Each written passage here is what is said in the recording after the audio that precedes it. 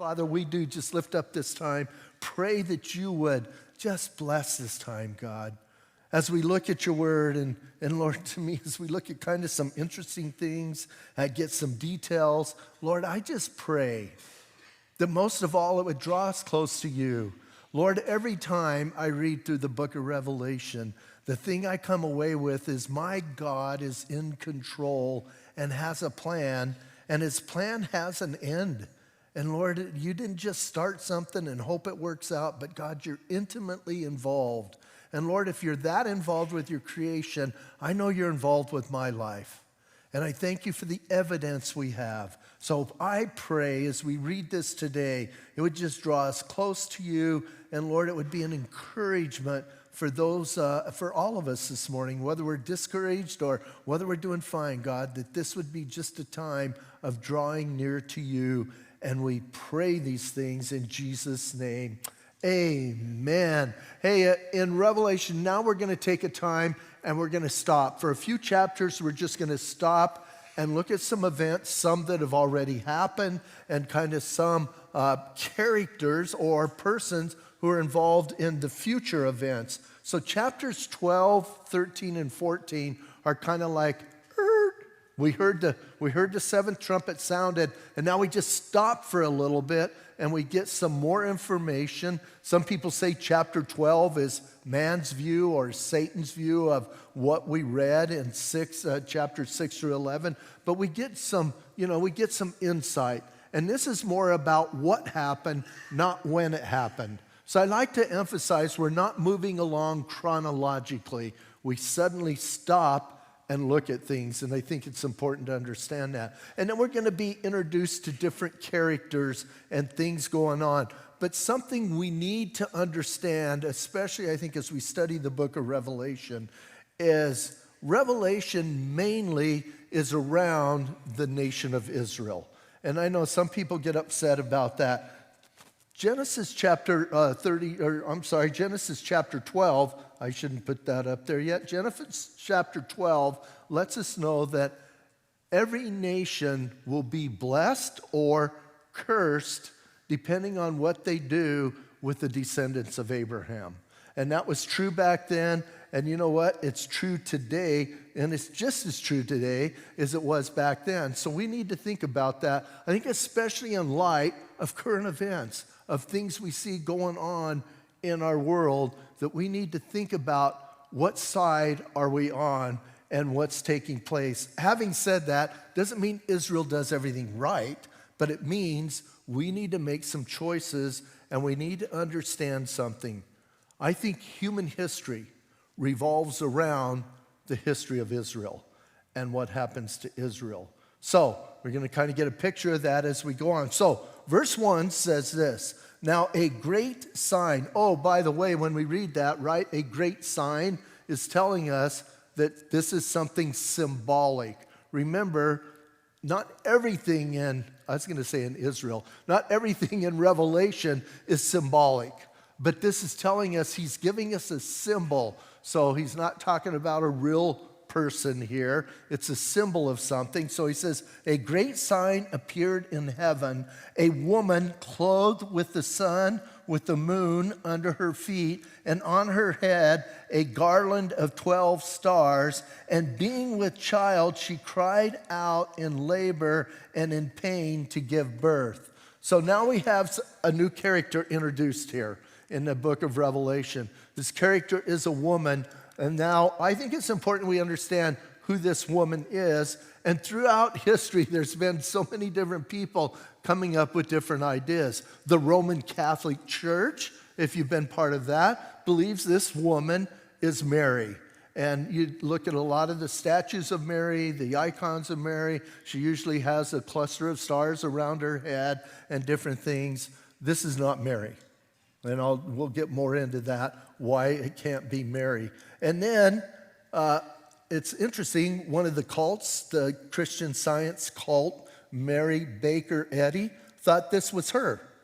And it's kind of interesting to say, oh, God's talking about me. So she said it was her, and the child to be born was the Christian Science movement. I don't think that's true. I'm just taking a wild guess there. And then it's interesting, a lot of Protestants said this is the church. Well, a couple things. We're going to read on later. We're going to find out this child is Jesus.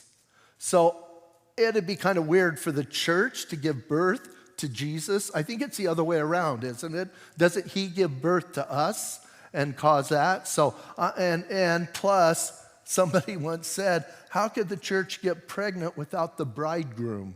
So kind of weird things. So I don't think it's a church. I believe this is talking about the nation of Israel. And the nation of Israel, remember, Jesus came out of that nation. He was promised to that nation. The whole lineage happens in that nation. So I believe this is talking about Israel. Genesis 37, if you remember Joseph, the one son, the one, most of us only remember him for his coat of many colors. Joseph is the son. If you remember, he had a dream, and he told his dad and his brothers the dream, and he had two. He had one where his brothers bowed down, then he had another one, and it ended up the sun, the moon, and the stars, the 12 stars, 12 tribes of Israel. The sun and the moon were Jacob and his mom, and he kind of told his dad the dream. That's when his dad got a little upset with him because everybody bowed down to him. And then his brothers got mad at him, sold him, and you know that story. But nonetheless, 12 stars, the sun and the moon, all of that spoken of here. And I think this is the nation of Israel, and Israel giving birth to Jesus, not physically. Remember, this is symbolic.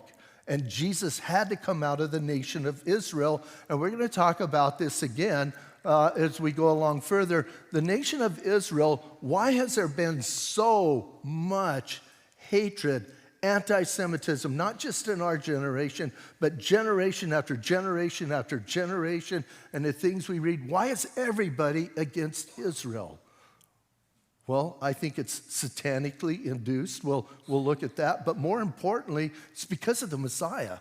It's because for centuries, millenniums, Satan was trying to stop the Messiah from coming. And then once he came, he's trying to stop him from coming back, because Jesus is not just coming back for his church. He's going to come back to sit on the throne of David and to rule and to reign over the nation of Israel and the world, but for 1,000 years. And hey, if Satan can do away with Israel, then that promise can't be kept.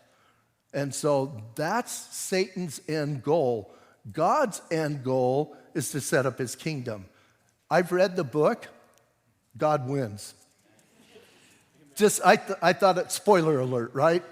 But hey, so I believe this is the nation of Israel, and it says, listen, being with child, she cried out in labor and in pain to give birth. I believe this is both talking about, hey, Israel suffered when Jesus came the first time, and we're going to read Israel will suffer when Jesus comes the second time. And I think the magnitude of suffering is going to increase and increase, and I think during the second half of the tribulation, it's going to be horrendous for the nation of Israel. So that's one character. Now we get another character here introduced to us, and it says, another sign appeared in heaven, and behold, a great fiery red dragon having 7 heads and 10 horns and 7 diadems on his head. So now we're introduced to this second one, and it's interesting, a red dragon. Again, I don't think it's a literal red dragon coming out, but it is interesting biblically. Lots of times when it talks about Satan, kind of talks about this dragon-type feature or character. But now we have him described as one, and it's kind of a freaky thing, as one who has 10 horns, or 7 heads, 10 horns, and 7 diadems. If you were with us in Daniel, in our study in Daniel, this sounds an awful lot like that same character that Daniel described in chapter 7. And I believe the 7 heads are talking about world empires that mostly came against Israel as Israel was marching along in history, the first being the Egyptian Empire. After the Egyptian Empire, we had the Assyrian who took the northern tribes captive, the Babylonian who took the southern tribe, Judah and Benjamin captive.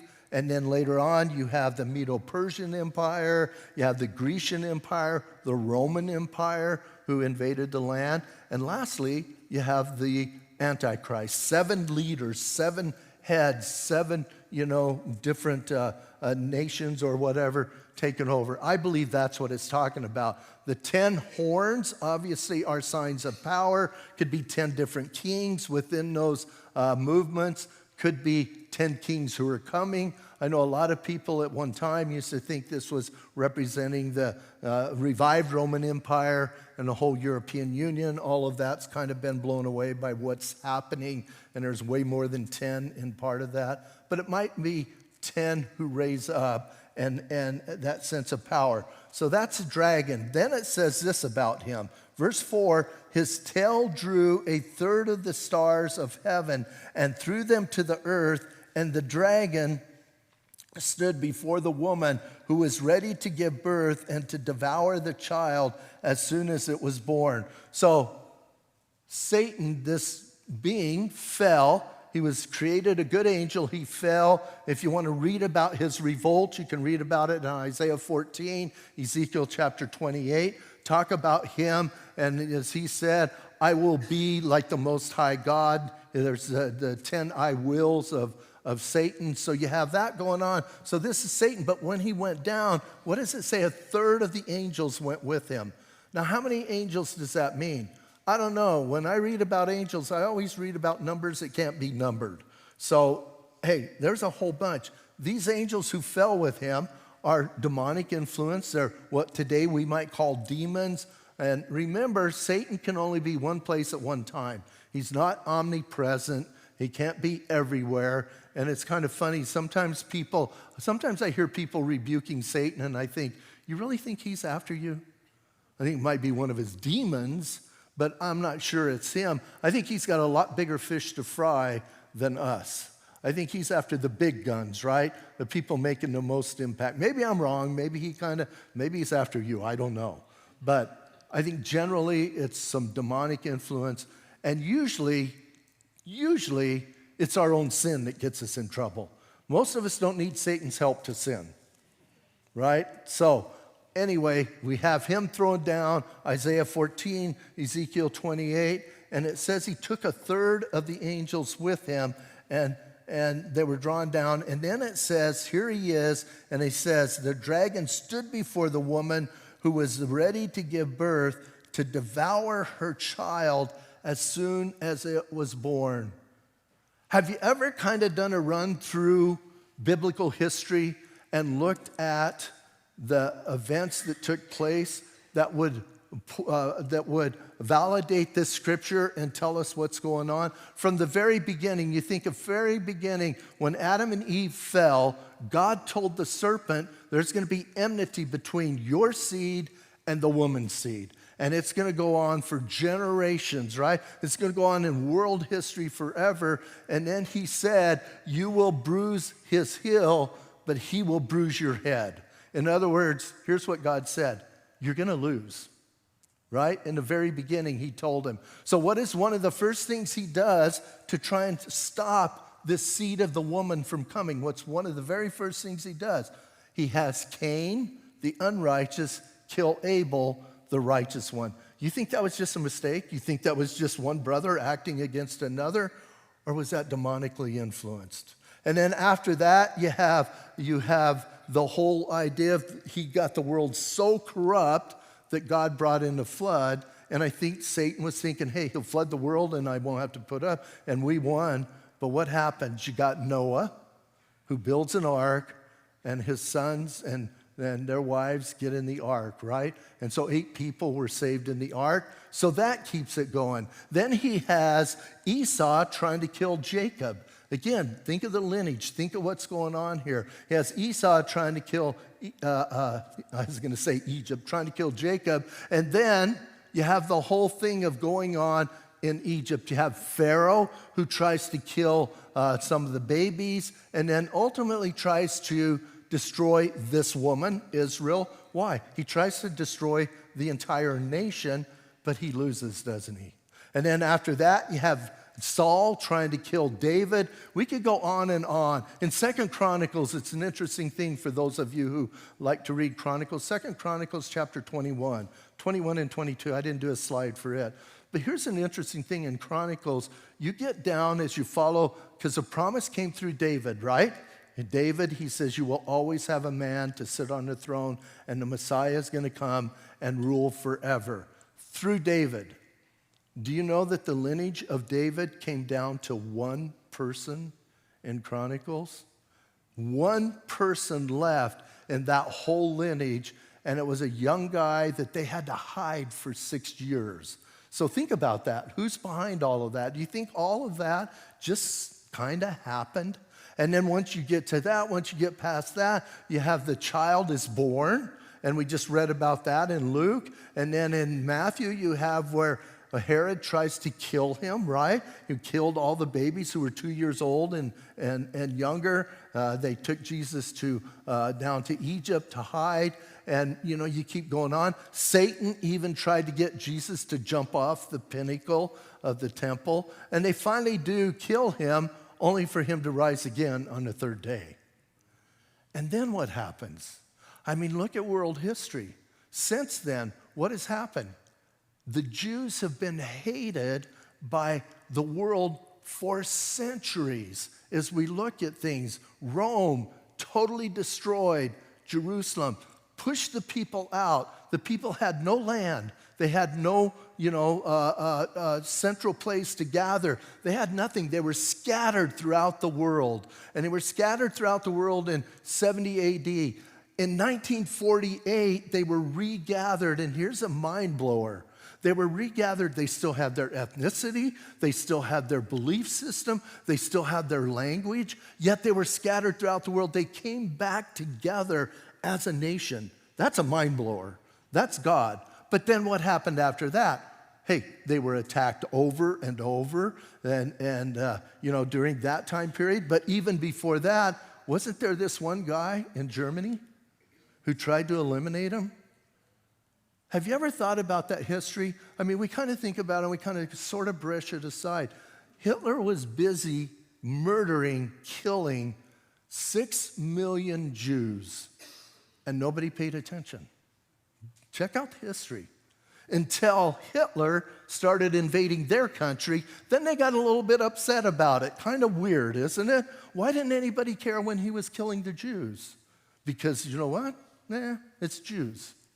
And so then we get into modern times. Think of all the people who come against Israel. And even in our day, we have this war going on in Israel today. They're fighting a group of terrorists who came in and slaughtered 1,200 people on one day. Slaughtered them. Do the math. Check out the population of Israel and do the 1,200. Check out the population of the United States in 9/11 and the 3,000 that were killed, and see the percentage-wise, you're going to realize the percentage of those killed of citizens of Israel was way higher than what we had killed on 9/11. And the world just kind of goes, well, we're sorry. Come on. And then even now today, what do they tell them? Israel, you can't defend yourself. Don't do that. You're wrong for doing that. Do you know that every day there are rockets shot from Lebanon into northern Israel? Every day. Someone said they have something like 200,000 rockets hid in Lebanon. That's freaky. So all of that to say that this dragon had his mouth open, ready to devour the child. Do you kind of get that picture? Hey, it's Satan coming against God's promise. It's not so much, Israel is a sense. It's coming against God's promise. And he was cast out of heaven. In Luke chapter 10, Jesus talks about seeing Satan fall like lightning from heaven. So, We have him down, ready to devour the woman. In verse 5, it says, she bore a male child who was to rule all nations with an iron rod, and her child was caught up to God and his throne. So I think that gives us evidence that who the child is, right? The child is Jesus. Who's going to rule the world with a rod of iron? Jesus. And who was caught up into heaven? Jesus. Some people say, oh no, this is about the rapture of the church, because that's that same word that's used in Thessalonians for the church being caught up, and Jesus wasn't snatched up. But I don't think you can go there and say this is a church. I think it's Jesus being taken to heaven, being resurrected. And then it says in verse 6, then the woman fled into the wilderness where she has a place prepared by God, and that they should feed her there 1,260 days. So now, obviously, Mary never went and hid in a wilderness for 3.5 years. That's 1,260 days. So here's what's going on, and we're going to read about this again. There's going to come during the last half of the tribulation. Remember, according to Daniel, the Antichrist makes a peace treaty with Israel. They rebuild the temple. We've talked about that earlier in Revelation. They have a temple where they're worshiping. They're at peace. And then all of a sudden comes a time where he breaks the peace treaty, does away with it, and starts coming against Israel. We're going to see that a little bit stronger here in a minute. And she has to flee out of and go into the wilderness. So I think this is looking a little bit ahead, and she's hidden in the wilderness. And then some people want to say, where is this wilderness? I don't know. It's wilderness, I can tell you that much. For years, everybody was saying it's Petra. And, even when people were saying it was Petra, my problem with that is everybody knows where Petra is. It's not like a hiding place. And I understand, that it's hard to get to. I've been to Petra. You have that narrow canyon that you have to go through that would be very easy to guard. But the problem with that, there's a back door that they drive trucks into Petra. So it's kind of funny. Everybody goes, well, you can't get in. Well, you can get in through the back. And so, how do they get all the food and all the stuff in there for all the tourists and all the trinkets for us to buy and do all of that? And Raiders made it famous, right? Thanks to Raiders of the Lost Ark, everybody knows about Petra. So I'm not sure it's Petra anymore. Some people even said some millionaires stored food there, for Israel to have. And once again, if it's there, I think all the tourists would eat it, right? So anyway, whether it's Petra, no matter where it is, here's what I know. It's in the wilderness. And when we talk about wilderness, biblically speaking, wilderness in the Middle East, when we think of wilderness, at least me, when I think of wilderness, I think of, pine mountains, snow, just, covered, that you're way out, nothing near. You got lakes and you got rivers and you got that stuff and nothing around. Wilderness in Israel means desert, nothing, right? You're out in the middle of nowhere with nothing growing. So that's where they're going to go, and it says she's going to be fed for 3.5 years and taken care of. That doesn't mean that we need to prepare some things for Israel so she'll be okay. What it means is God is going to take care of her. So we have that going on. Now back to Satan. So we have her having the child. She's got to flee. We'll come back to that. But we have to figure out, why was Satan so angry? In verse 7 it says, and war broke out in the heavens, and Michael and his angels fought with the dragon, and the dragon and his angels fought. And it says, but they did not prevail, nor was there a place found for them in the heavens any longer. So now we come to that place where we have this battle between Satan and Michael. I don't know when this battle takes place. Some people say it took place because of the church getting raptured and Satan tries to invade heaven and Michael throws him out, has a fight with him, throws him out. And, I don't know when it takes place. Here's what I know. There's going to come a time where Satan will no longer have access to heaven. Do you know that right now he has access to heaven? How do I know that? Because he's called the accuser of the brethren. Who does he accuse us to? He accuses us to God. And he talks to God about us. I think oftentimes, he's accusing us of the things we do. And here's the bad thing. Anything he accuses us of, we're usually guilty of, aren't we? Thank God for the blood of the Lamb. And we'll talk about that in a minute. So he's the accuser. And then I've read the book of Job. Who goes before God? Satan. And every time I read the book of Job, here's what I think. Do you ever pay attention? Like Satan goes before God and God says, hey, Satan, have you considered my servant Job? Like, just pray that God doesn't bring your name up to Satan. Right? And I'm thinking, how is that just kind of weird? Why would you do that? I think Job today, if he can, why would you bring up my name so that I have to go through this? So I know that he has that access, but there's going to come a time he's going to have this war. He's going to fight against Michael. And the interesting thing about Michael, in Daniel chapter 12, Michael is called the angel or the protector of Israel. So Michael and Satan have this war, and Satan is cast down. He's cast out of heaven. He can't go any longer to heaven. And then verse 9 says, so the great dragon was cast out, that serpent of old called the devil and Satan, and he deceives the whole world, and he was cast to the earth, and his angels were cast out with him. That's how come I knew the dragon was Satan too. It tells us right here, right? So you don't have to be, a great detective. So here he is, he's cast down to earth. So what happens? Now I like this part. Check out what happens in verse 10. Then I heard a loud voice saying in heaven, now salvation and strength and the kingdom of our God and the power of his Christ have come, for the accuser of our brethren who accused them before our God day and night has been cast down. So here's what happens. He gets cast out and heaven rejoices, right? You kind of get that song going. I think even the song we sang this morning, and yeah, heaven's like excited. Why? He's gone. We don't have to put up with him, and we don't have to do that yet. So then we have that going on, and as we do that, it tells us he's been cast down. Then verse 11, and they have overcome him by the blood of the Lamb and by the word of their testimony, and they did not love their lives to death. So Satan has been cast down, and now it's talking about the overcomers from Satan. And I want us to pay attention because I think this is important for us right now. How did they overcome? By the blood of the Lamb. Don't ever forget that. People try and do some weird things, I think, with spiritual warfare and talk about some weird things. I believe we need to put on the armor of God.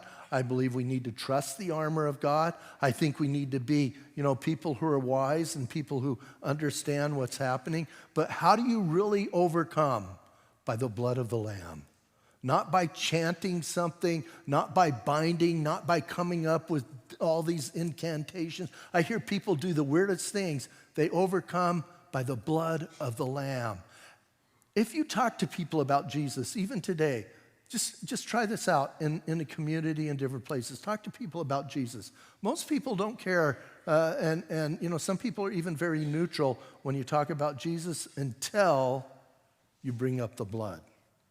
And you bring up the blood and the fact that he died and shed his blood for us, and then people get real upset and they get real defensive. And the blood of the Lamb, that's how we overcome. Hey, you can't win on your own. You can't do it. It's by his blood. And we need to always remember that. And then I like this other part. And then by their testimony, they overcame him by their testimony, by the word of their testimony. So here's the deal. If we're overcome him by the blood of the Lamb, we need to let people know we overcame him by the blood of the Lamb. And we need to talk about that. And so we have our testimony. And then the last part, I think he's talking about martyrs, but all of us should have this in our hearts. And they did not love their lives to death. So here's what he's saying. Hey, we need to be people that, hey, we're living here, but our home is in heaven. And I know some people say, well, you can be too heavenly minded to be earthly good, or however that goes. That's so bogus. If you're really heavenly minded, you're going to do good here, and you're going to do things. Why? Because you got the mind of Christ, and you have those things going on. But I think we need to not be so attached here. We need to not worry if somebody is going to, quote, take our life. There's worse things than someone taking your life. If someone takes your life, and in some ways, that's a good thing, right? You're going, woo-hoo, take my life. I'm going in the presence of Jesus. I remember years ago hearing this testimony from this lady. She was going to Calvary Chapel, Costa Mesa, and she went to one of the evening services and went home. And I don't know if she was in a sketchy part of L.A. or whatever, but she went to the grocery store and she came out, got in her car, and a guy put a gun to her head and said, give me your car, or I'm going to blow your brains out. And she said, please pull the trigger. And he was like, what? And she says, go for it. I'm ready. I'm ready to go be with Jesus. I've had a really bad day, so I'm ready. Just pull the trigger. And the guy ran off. He freaked out and ran off. But hey, dying's not the worst thing. And if we love this life in the sense, listen, doesn't mean that we're going to all be suicidal, but here's what we're talking about. If we love the things of this world, we're going to get messed up. But if we keep a loose grip on the things of this world, doesn't mean you can't have things, it means you keep a loose grip. And what we love most is the presence of Jesus. So that's how we overcome. That's what he says. We overcome by the blood of the Lamb. We overcome by our testimony. And we overcome because we're not, we're strangers. We're not part of this world system. Oh, and then he says this, therefore, rejoice, O heavens, and you who dwell in them. So here's what's going on. Satan is cast out of heaven. Heaven is going, woohoo!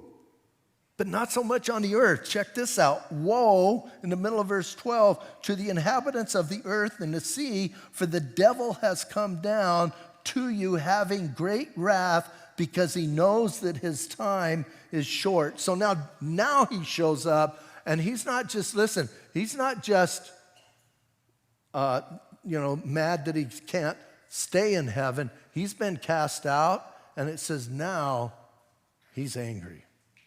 Now he's ready to wage war. I think that's when he breaks a treaty with Israel. So we're talking about the last 3.5 years. You think the part of Revelation we've read so far was bad? Oh, it ramps up big time. And it ramps up mostly against the nation of Israel.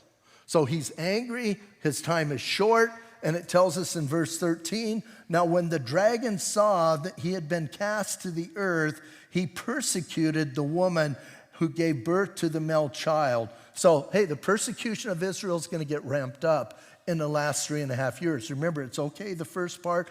And Jesus, if you remember, Jesus said in Matthew chapter 24, he talked to Jews and he said, hey, when you see the abomination that causes desolation spoken of by Daniel the prophet, in other words, when the Antichrist breaks that treaty, sets himself up in the temple as God, he tells the Jews, Jesus, when you see that, you need to get your Nikes on and you need to run like crazy and you need to get out of there. And he says, if you're on your rooftop, don't even go in the house to get your clothes booked for it.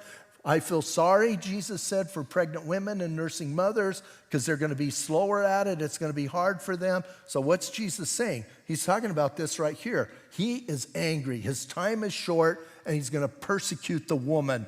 And then it tells us this in verse 14, but the woman was given 2 wings of a great eagle that she might fly into the wilderness to her place where she is nourished for a time, times and a half a time from the presence of the serpent. So there's that part again where she's taken and she's taken out and she's taken into the wilderness. It's interesting, in Exodus chapter 19 and Deuteronomy 32, both of those talk about when God carried Israel out of Egypt and he carried them on wings of eagles and taking care of them. And now it's spoken of here again. God is going to take care of Israel. She's going to escape, but it's going to be horrendous. It's going to be a difficult time. And he says she's going to be taken into the wilderness where she's going to be nourished. God is going to take care of her. So you don't have to go put food in Petra. If you have food for Petra, bring it to my house.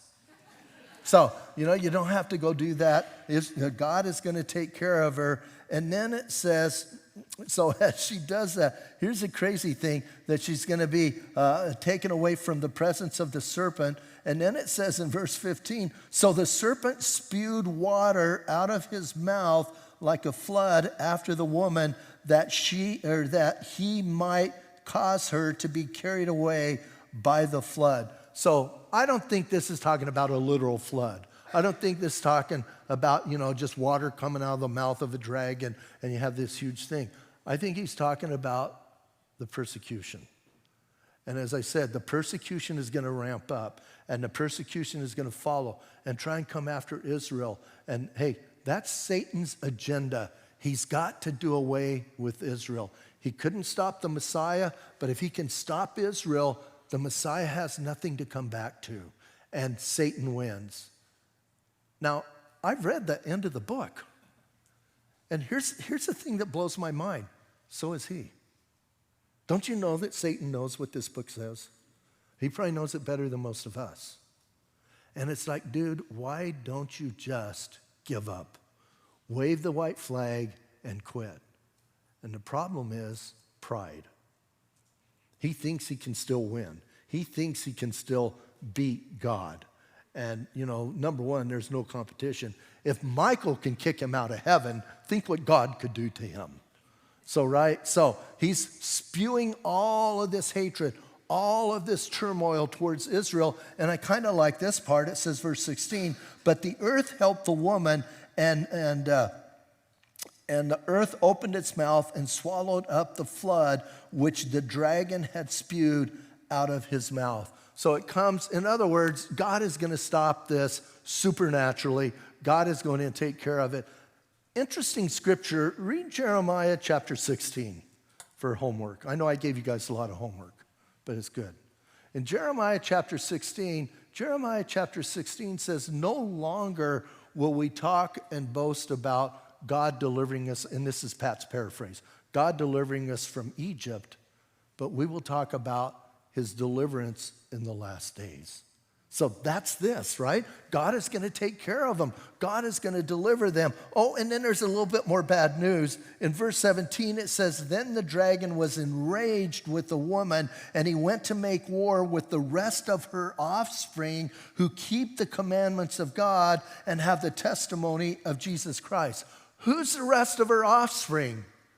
Well, number one, I think it's 144,000, right? We talked about them. They're marked, and I think it's any believer during the tribulation period. Now, I believe the church is raptured, so he can't touch us. We're with Jesus. But do you know people are going to get saved, and people are going to come to Jesus? I think there's going to be more people saved during the tribulation than any other time in history, and it's going to be huge. But those are the ones. Now, here's the thing. If he can't get to the woman, he's going to get them.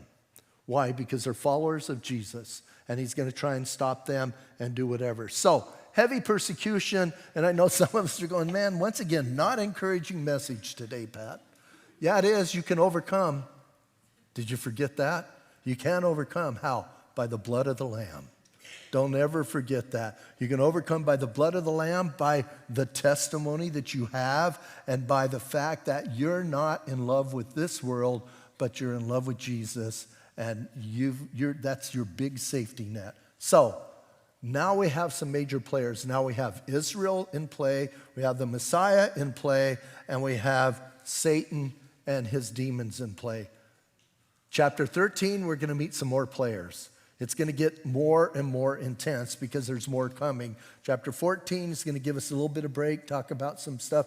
And in chapter 15, we're going to continue on looking at the last 3.5 years. So a break here, looking at main players, and so kind of keep that in mind, and please don't ditch next week. I know some people are going, I don't care about main players. Yeah, you do. It's important. It's important that we understand this and understand what's going on. And here's the part that blesses me the most, how much this ties in with everything that Daniel said. Daniel already said all of these things. Now Revelation has given us a clearer picture of the players and exactly how it's going to go down. Daniel did it in, 4 verses? Now this is doing it in 21 chapters. So, it takes a little bit more time, a little bit more detail. But here's what we need to take away once again. God is in control. And he's going to stay in control until the end. We need to trust him. Let's stand up and pray. Father, I thank you. I thank you for your word. And Lord, even as we read this and we kind of get into it, it's there's some just crazy stuff going on. And Lord, I know a lot of people want to get real mystical with it and do I think just some bizarre things. And I thank you that you give us enough information where we can keep it, something we can get a hold of. It's intelligible. And we can read it, we can understand it. We don't have to be all mystical and crazy. What we need to know is, God, you're working a plan, and your plan revolves around the nation of Israel, whether we like it or not, whether we want to accept it or not. That's the nation, that's the people that you chose to let history revolve around, and we need to accept that. And we need to be people who, number one, we're so thankful for the blood of the Lamb, for the fact that Jesus came and died for our sin and set us free from the bondage of sin, which sets us free from this world. So we thank you for that, God. We thank you that we can read that we can understand that. And then I pray, Lord, I pray for everyone standing with me right now, that God, no matter where we're at in life, no matter what's going on, that, Lord, we would be convinced that our God knows what's happening. He's not deaf and dumb and blind, but he knows what's going on. And he does care, and he will work his plan, and he will bring those to justice who come against him. So, God, keep us focused on you. And I'm going to ask everyone to stay in an attitude of prayer for a couple more minutes. And if you are here today and you've never asked Jesus to forgive your sin, you've never asked him to come and take control of your life and to be part of your life, then you know what? You need to do that right now. Hey, we're here. We read some pretty intense stuff, and some of it can be scary, but if you know him, it's not so scary. If you have that relationship with him. And I just want to encourage you, the way you start that relationship is the first thing you need to understand is that you are a sinner. And I think everybody knows that. I think we all know we've sinned, but sometimes it's hard to admit. You got to admit you're a sinner. You got to come to the place where you know that your sin has offended a holy and righteous God. And you need to know, because you've offended him, here's what you deserve. You deserve his wrath. That's the wages of sin. And it's, hey, it's hard, but it's the truth. The good news is Jesus Christ came, shed his blood. The blood of the Lamb took care of that sin. He went and he suffered the wrath of God that you deserve, that I deserve. He took it upon himself. And now today he says, hey, trust me, and all of that will be wiped out. You'll be forgiven. So if you want to trust Jesus, I'm going to lead you in a prayer. You can say this prayer with me out loud. You can say it silently. Hey, it's not volume, it's your heart. So make sure you got to say it sincerely. It's not just words you're uttering. It's a prayer. You're calling on God to change you. So you can say this prayer with me. If you're watching online, you can say it right where you're at. You don't have to be in here. If you're backslidden, man, you need to come on home. You need to come back to Jesus. You're here today for a reason, then come home. Come back to him. Say this prayer with us. Jesus, today, I confess to you that I am a sinner. And I'm sorry that I sinned against you. And right now I'm asking you to come into, to forgive me and come into my life. Jesus, thank you for dying for my sin.